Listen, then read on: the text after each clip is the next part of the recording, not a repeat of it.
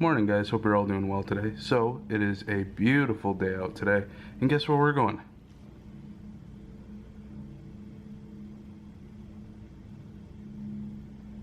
Right there. We're going right there. And it just hit me, but that building right next to it, there's a dark gray outline to that building. Is that the Guardians of the Galaxy ride? Like, is that how big that thing really is? You can see it from over here. Because that's insane. But yeah, that's where we're going today. So, let's go. Oh, we're almost there. Oh, this is weird. This is the first time I've actually been here where all the things were ripped up. Very bizarre. Feels really empty out here now. So what I'm looking for is to see how much of this they actually got torn down, because in the past few days they've shut down Club Cool, which was the Coca-Cola store, as well as the fountain, which is completely blocked off now. So, and you already saw all the stuff in the front of the park where the memorial things used to be, and that, or over half of that, was blocked off. And this is now what's in front of Club Cool and the fountain. A whole lot of scrim.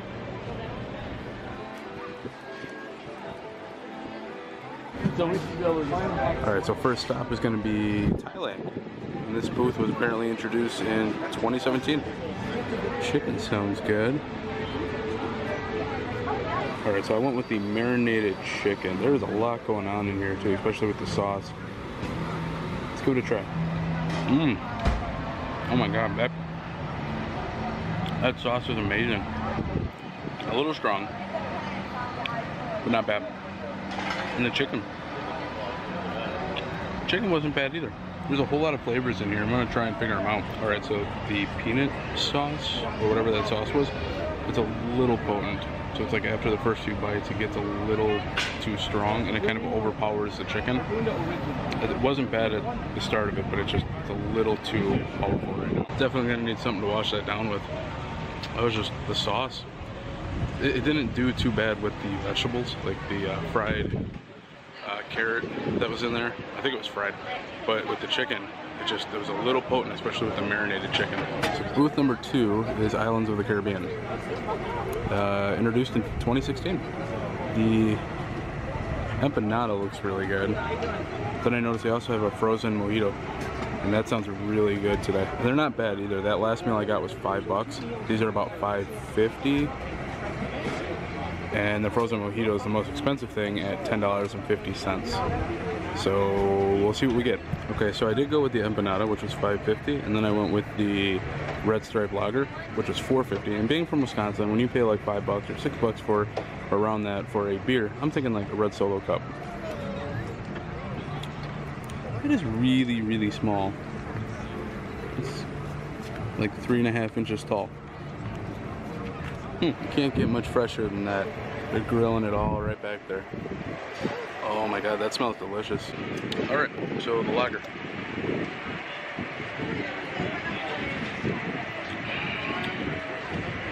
Not bad. I really like it. It's got a good taste to it, nice and smooth. Alright, so I'm gonna have to find something a little less spicy. That empanada was crazy. It was like a pulled pork type of thing. They had a lot of kick to it. If you do get that, I do recommend the lager though, because the lager ended up being a little cool. It was a cold beer, and it made it a little easier to swallow. So definitely go with that combo. Maybe take a little bit of a break and get something a little normal for my palate.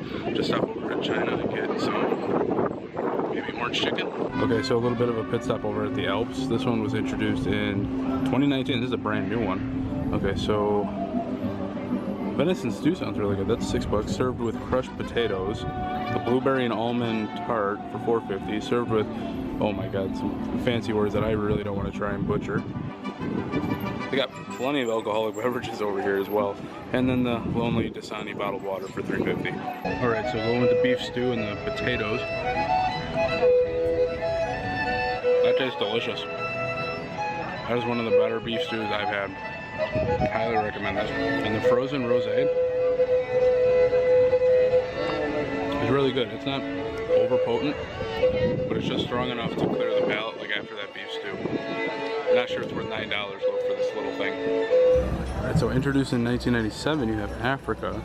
And they actually have some really nice stuff on there. They have a barbecue beef tenderloin that's $5.75.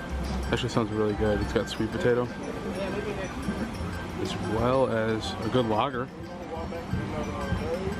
A wine flight. I wonder what that is. But $6.50. So far the crowd level isn't bad. It's a beautiful day. I'm trying new foods. I'm not sure how my stomach is gonna like me by the end of the night, but hey, you take one for the team, right? Alright, so this Belgian stand was from 2010, so it's a little older, but I mean, all this stuff just sounds amazing. Beer braised beef, golden malted Belgian waffle. Oh my goodness, those treats just look delicious. Alright, so I'm going to try the Delirium Red Fruit Beer from Belgium. Here we go. It's a little cup again, it's only $4.50 though.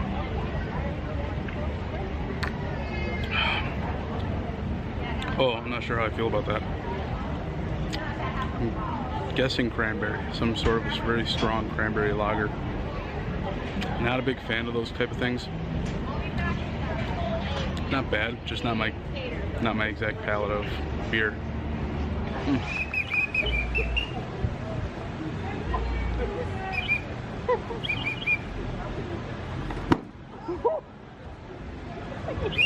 Stop that.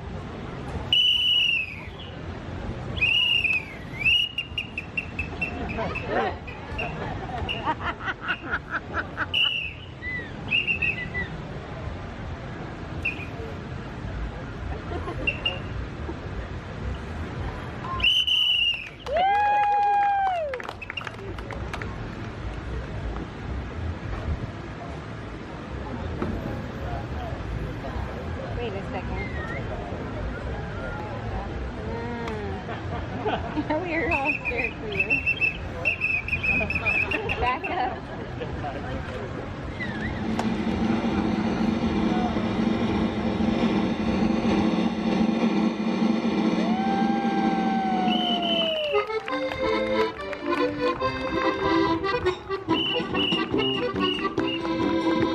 Now immediately to the right of the France Pavilion, they're testing out some of the gondola system. I think it's pretty cool. We saw it being tested over in Hollywood Studios and it looked like it was going just fine. This looks like about the same.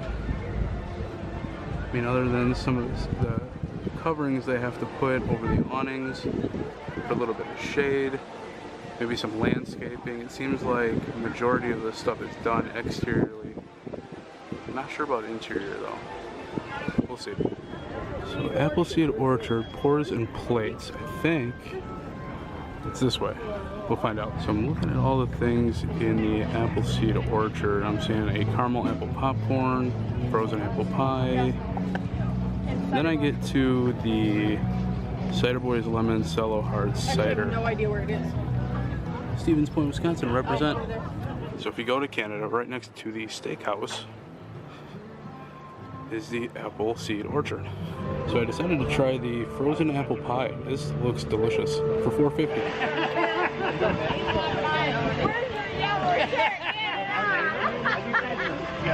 Oh my god, that is really good. That frozen apple pie was absolutely delicious. It's kind of like a bit of a slushy. I had little cubed apple slices at the bottom of it, a little crumble up on top. Absolutely delicious.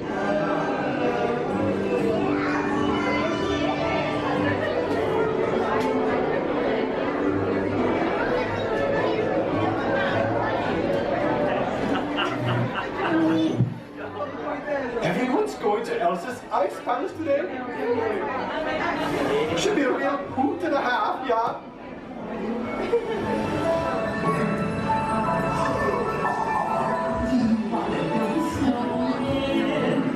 Come on, it's open flame. Elsa wants to give us all some fun, making everyone a snowy summer day. You're going to Elsa's Ice Palace, and it's going on a day very much like today. On our same consistent with an unselfish act of true love and full of frozen hearts. You ready to see Elsa? Sarah, born ready. First time and forever, we get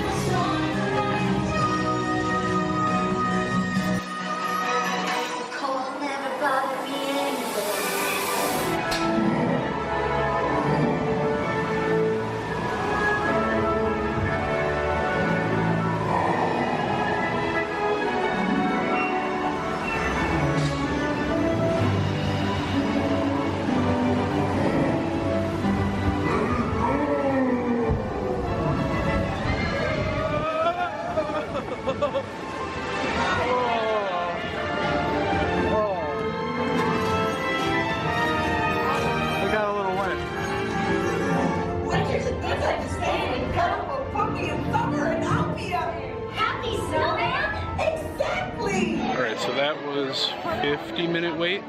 Not bad for a 15-minute wait. If you would have taken the fast pass with that, which I had, you miss out on a bunch of stuff on the inside of the queue line. So it's better just to take the queue line and actually have all that stuff to look at. Alright, so while I was over in Norway still, I'm trying the Troll Kremlin, I think it was what it was called. I'll have the name on the screen so you guys can see it. It is basically raspberry and vanilla with a what I saw was a Bacardi rum bottle that they were using. This is a tasty little treat. This is also a $17 treat, so definitely not something you're going to want to do a whole bunch of times, but it is a really good drink. It's got a good mix of not being too strong, yet having a really good taste to it and being really smooth.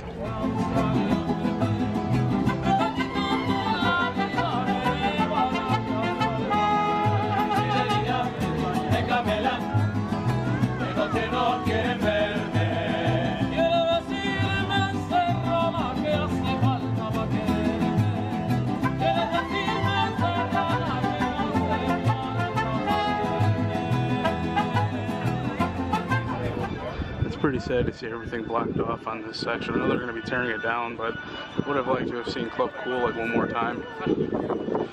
Can't go out without having the Beverly. It's just unpatriotic. Hey, Megan, is that an empty wheelchair over there?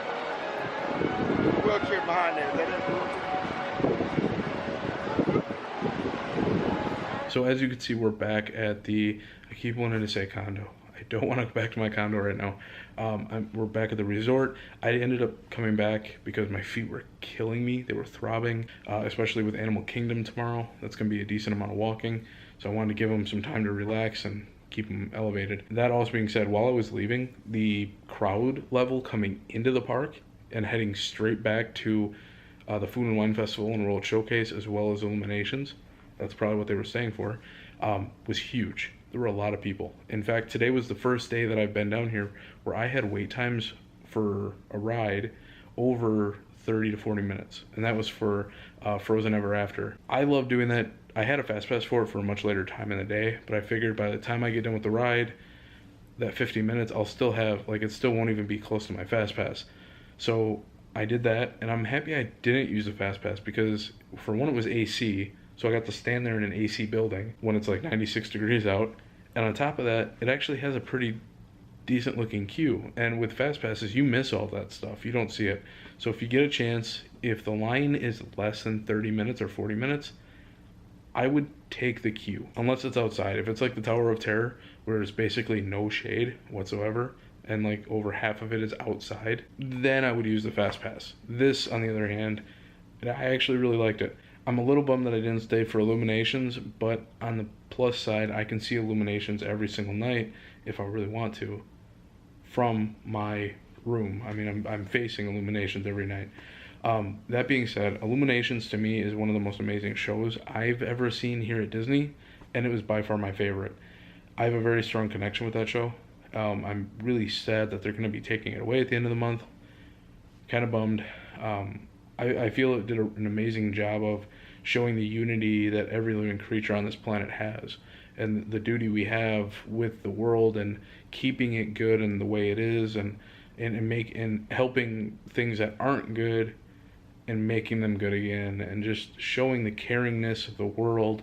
And I thought it did a really good job with that, but I don't know if they're going to be able to replicate that feeling for me with the new show.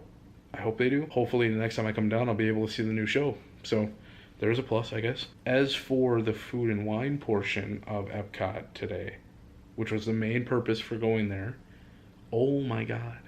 Like, a lot of that food and stuff is good. It can get pricey, especially when a cup that big, that's like literally a big shot glass of beer or lager or any kind of alcoholic beverage is like $7 to $9, and it just blew me away. Like, that's why no one's getting drunk in Disney, because they can't afford it. On top of that, though, the food was delicious. You could probably spend well over $100 doing all those. I know I probably spent close to $100 just doing a lot of the different foods and beverages, but I didn't even hit up half of the kiosk that they had there.